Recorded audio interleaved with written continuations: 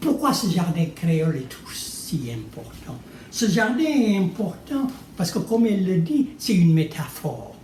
Et cette métaphore dit plus de choses que son aspect matériel, un lieu de production. Un lieu où se produisent des légumes, où se produisent also de la volaille. Mais le jardin ne se limite pas à cela. Mais c'est aussi un espace dans lequel l'esclave faisait ses propres choix.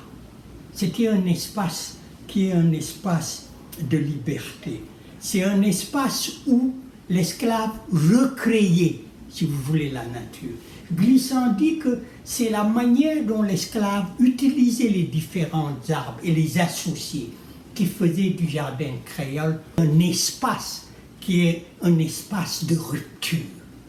Parce que ce n'était pas l'arbre qui était important, c'était l'association d'arbres qui participaient d'une vision qui était à la fois une vision matérielle et une vision spirituelle qui faisait du jardin créole cet espace qui est un espace dans lequel l'esclave se recréait. Il recréait son corps, ce corps qui n'existait que défini par le maître.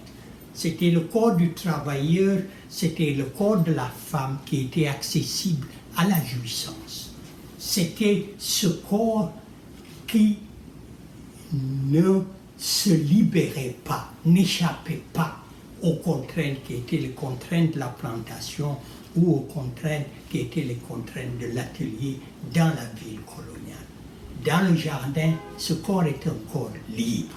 Ce corps libre est un corps qui s'associe, si vous voulez, aux choses. Et il s'associe aux choses de manière libre, de manière, si vous voulez, inventive.